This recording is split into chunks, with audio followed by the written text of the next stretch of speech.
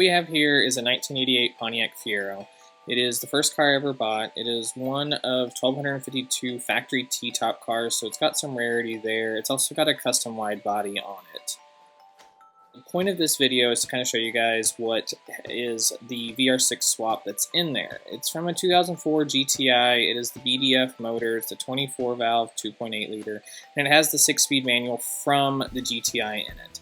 The turbo on it is a Turbonetics billet 64mm compressor with a 62mm turbine. So it's a little bit small on that side, but it still is a pretty good setup for this motor. A little bit laggy, especially with the turbine housing I have on there. It does have an external wastegate that is circulated back into the system. I like to use the Audi diverter valve. It comes on a lot of Volkswagens and Audis, Mark IV era. It is just a real simple diverter valve that sounds good when you have a nice open turbo inlet, and it gets the job done. And does have a intercooler from something I really don't know. Friends have given me some intercoolers, and one of those got put in the car up in the front of the cradle. Now that you've seen the finished product, let's kind of show you what all is involved in putting a weird engine swap like this together. The VR6 never existed when the Pontiac Fiero was being built, so you didn't ever have something planned for around this. While the motor does fit, lengthwise, widthwise, it's a lot smaller and more compact than anything that Pontiac had of the day, and even up till current. When it came down to a matter of whether or not it fit in the Fiero, the real question came down to the cradle itself. The cradles on these Fieros are fairly large and quite welcoming to these bigger motors. The LS4, you have to notch it. The North Star, though, you have to cut both the front and rear cross members off. You end up with just the sides of the cradle being the only original component. So it's fairly involved depending on what you're looking at. So when it came time for the VR6 to go in, I had to question whether or not it was going to fit at all and how much cutting we would need. The only thing I had to do was notch a couple spots just to get the motor to sit that much lower. What you see here is the motor actually sitting on the cradle, basically how it ended up in the end. But this was just the mock-up. When it came time for putting the turbo on the car, we all love turbo noises. The whistle of it spooling up, the blow-off valve, it's all fun.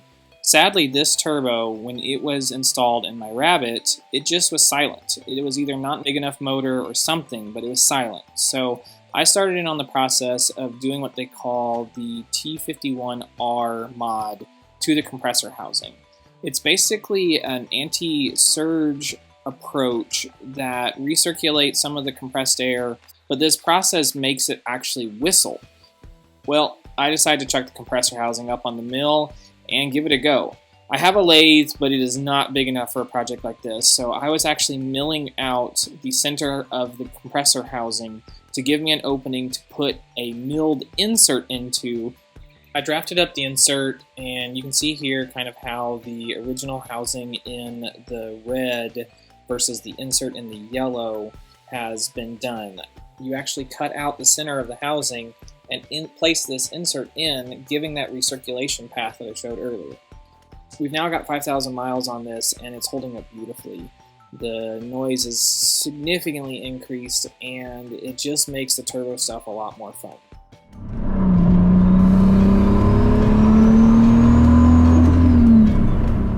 It was time for the first test fit, and as you can see, it actually fits in the bay really well. There's plenty of distance on both sides. The 6-speed transmission cleared the cradle's frame rail just fine, and there's tons of room on the belt side of the motor.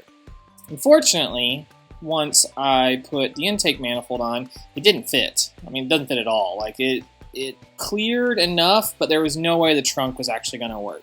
The VR6 has a variable length intake manifold, and that second plenum was causing all the interference issues.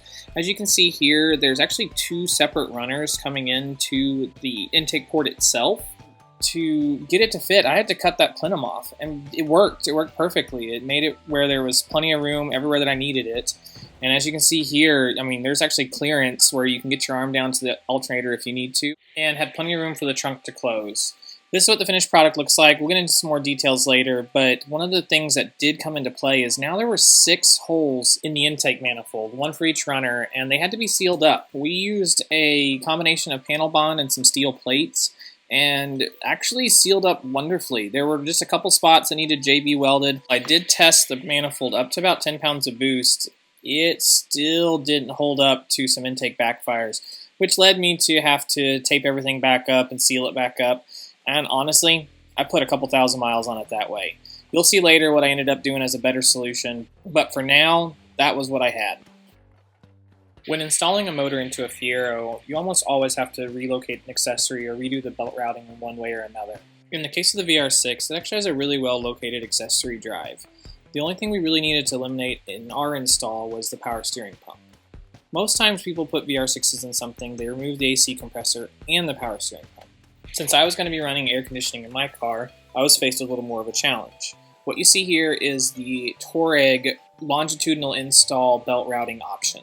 Now, the problem is, where you can see this routing option, the belt actually hits the timing cover and oil pan and makes it impossible to go that route. I found another solution which is a little more convoluted, and this is what I ended up with. As you can see here in the actual install, it turned out quite nice, and it has been running this way since I built it and working perfectly. For mounts, I went with a 4-point system, eliminating a upper dog bone by having that extra mounting location to the cradle. I built off the engine block in 2 places and the transmission in 2 places, and it placed the motor nice and square and level, centered in the bay with the transmission and everything. I was able to use that intake manifold that I had already modified. I had to modify the valve cover to clear the side of the deck lid, and then I started in on the process of getting the throttle body mounted to the intake manifold now that I knew where the motor was. I milled this flange up and attached it to just an extension pipe to get it away from the cylinder head itself, and it was ready for a test fit in the actual car it was going in. I did end up having to cut the trunk just a little bit to clear the turbocharger itself, but that was really all that was needed to modify on the chassis to make it work. Now that it was in, I had to work on all the other little things that it took to make it actually drive. The shifter we were dealing with was a Volkswagen short shift kit on its transmission, and I had to adapt this to the car in one way or another. I chose to incorporate the Volkswagen shifter assembly as well. One of my favorite things on the Rabbit is how good the shifter feels. They use a floating ball assembly that is just leaps and bounds ahead of the Fiero technology. I chose to adapt this because I wanted to have that in the car, and the whole fact that there's a push down for reverse was a nice feature to keep since this was going to be a 6-speed. You never want to accidentally hit reverse going for first. To make that work, I had to drill holes in the back of the shifter assembly to get the cables to go out the back side instead of the front side to convert the forward and backward motions and side-to-side motions to the opposite directions. Doing this did get me what I needed on the transmission, but the cables just weren't long enough. I welded extension rods onto the ends of the shift cables and then welded the eyelets back onto those rods and got it to work perfectly. To adapt the axles, plain and simple, I just welded them together. If you cut them at a 45-degree angle and then knife edge them, when you weld them up, you're adding so much material and so much heat. You actually do get some strength back in them. They're then pressed back to being straight and rolled to confirm they're true. And in this car, I've had no vibration with any of the speeds I've driven it. It was time for the first start.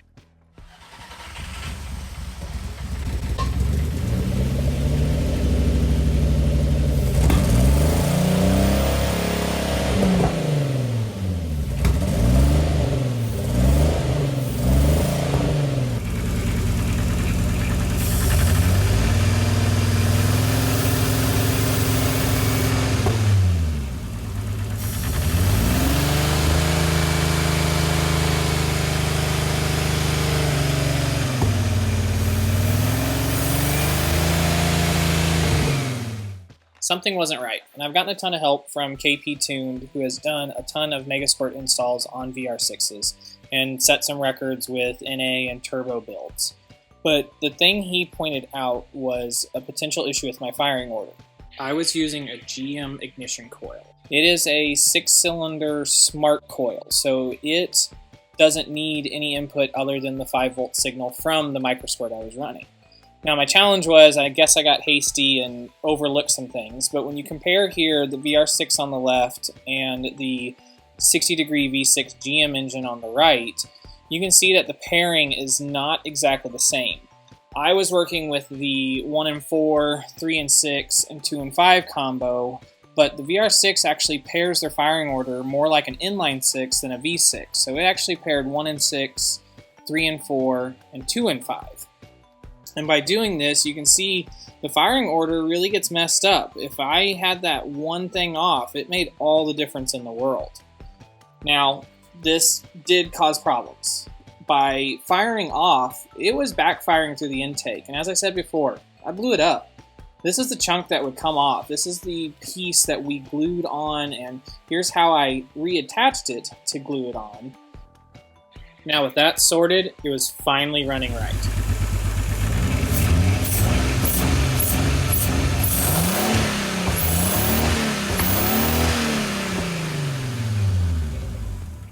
With the car running correctly, I was able to finish up the last things that it needed. The boosted air needed to get from the turbo all the way around the engine bay back up to the intake manifold. And of course, when you add boosted air, you're adding heat, so you might as well intercool it. And I was able to tuck this intercooler up in the front of the cradle and clear everything it needed to. And that was it. The car was done, running, driving, and got to enjoy it, at least to some extent. As I've said in my other videos, I'm not much of a person to push the car, and it took me a long time before some of the next few issues started to show themselves.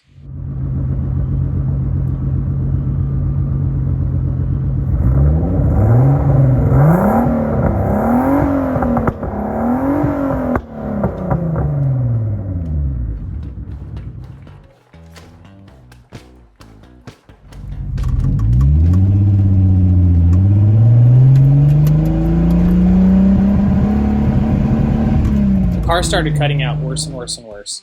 I had been a little bit burnt in the past on some very low reluctance crank position sensors on cars and had attempted to get converters to bring in the signal more like a Hall effect sensor. And of course, on this install, that was my problem. I had converted the car, once it started happening, to LS ignition coils, and it didn't fix anything. And so it turned out removing the Hall effect converter ended up solving my problem and got the car actually able to rev to redline finally. Now's where I start getting crazy about the specifics of the car. I was not happy with the fact that the car just didn't sound enough like a VR6, and I came to the conclusion that the removal of the power port on the intake manifold was my problem. So I got one of these Eurovan intake manifolds and started to cut it up. I decided to approach it more like a 12 valve, which has a static port where they join in, and it doesn't have that dynamic port that shifts based on RPM. So I cut the manifold, as you see here, with the staggered runner length to account for the staggered cylinder setup inside the engine, where the runners are different lengths than the head. And then I started to build a plenum to give me a larger air capacity that hopefully would resonate and give me what the VR6 sounds are known for, the Wookiee sounds. I also then took and worked with a little space I had up on the front of the manifold and tucked it right around the deck lid itself and got it to fit with a plenum up there. Minor cutting of the trunk itself, and I was done. The intake was finally growling like I was wanting it to do.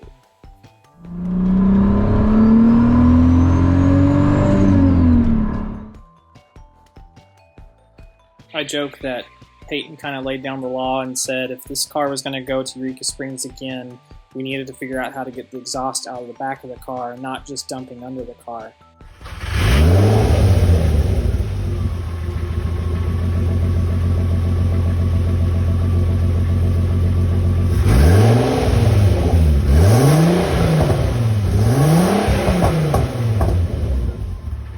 So that's what you see here. I kind of did a Lamborghini style center tip. I built the tip itself just out of sheet metal and pipe. I finished the tip off with some round bar stock that went around the edge of it, and then I had to build a box that went from the dump over to this tailpipe. That's what you see here.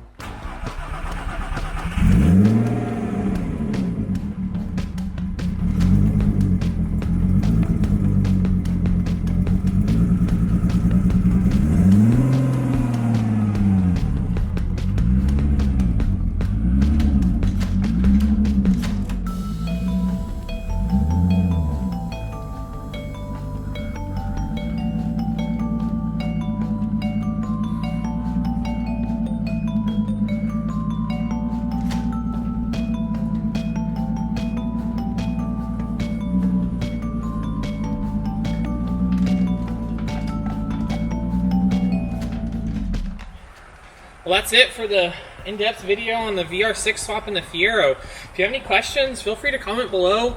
If you liked the video, please consider subscribing and hitting the thumbs up. I'd love to show you more of what I've got and get into everything else going on around here. Thank you guys.